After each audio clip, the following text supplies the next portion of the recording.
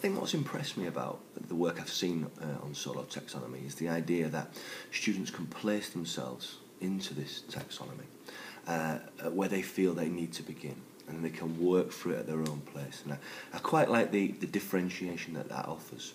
So today, my first attempt to use this, we're going to start the day, and it's a 3-hour day effectively, because it's 3 lessons with the same group. Going to start the day with a test that students will complete and peer assess on the early Cold War, which I've split up into 4 areas. Okay, the Yalta and Potsdam, Stalin's actions in Eastern Europe and the Iron Curtain, the Berlin blockade, and the Marshall Plan and Truman Doctrine. So the students will work on that kind of test. They'll be peer assessed, and they've also produced an essay which I'll give back to them as well, which I have marked.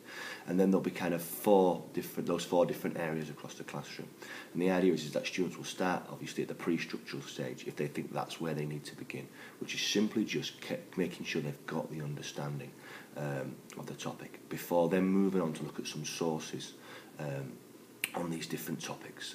I think the students have a choice of which of the 4 areas they begin with, and I'll be emphasising that maybe an area that they've struggled most with in the test is the place to start. And then obviously where they want to start on that. Do they need the pre-structural work, or actually have they got the facts right and they can move on and start looking at the source?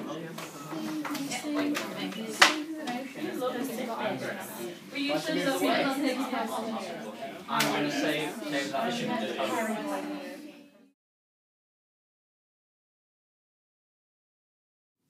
So the pre-structural stage, as I say, involves completing a worksheet. Here the example is on the Berlin airlift and blockade. Students need to look at the information, grab a sheet of green paper and produce a timeline that shows the causes, the events and the consequences of the Berlin airlift at the pre-structural level, just making sure they've understood the knowledge required.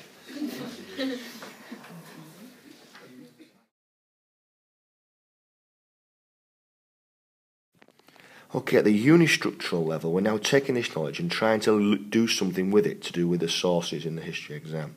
Obviously, the sources are on the Berlin blockade and airlift, but the first point at this stage is to just describe what the source is. It says there, say what you see. And the students have to look through the source and write next to them what they see. Really picking the detail out and circling it. I found this to be a really important step. A lot of students miss out on it in the exam because they go straight on to try and answer the question without actually fully looking very closely at the source first. So really important step this, and it was really drawn out by today's activity.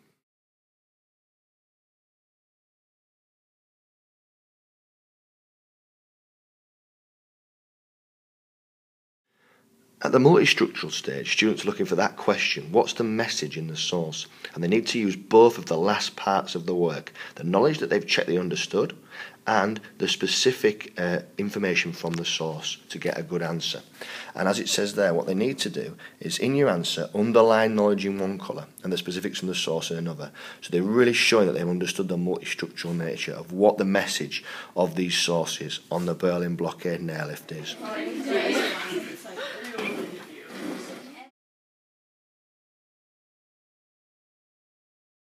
At the relational level, we're thinking about why was the source produced. So we've worked out the message of the source. We're now going to take it on a stage and think about why that source has been produced, who's produced it and why.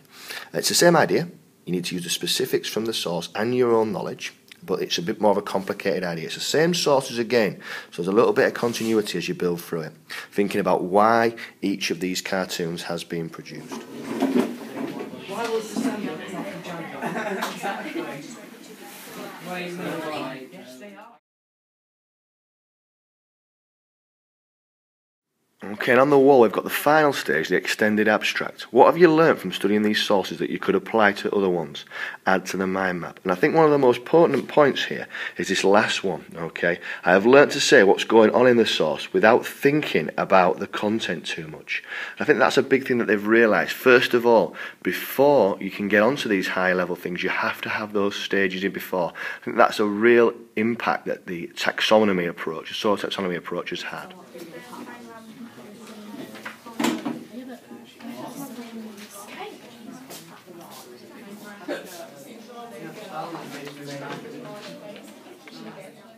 So having spent a few lessons looking at the Solo taxonomy with the source analysis, I've been quite impressed about how it's allowed students to break up the different stages that are required to analyse a source, from getting the knowledge to then thinking just what is going on in this source and picking out the details and not trying to be too clever with it. And I think that stage has really been shown in this Solo taxonomy to be really important, a stage that a lot of students skip by.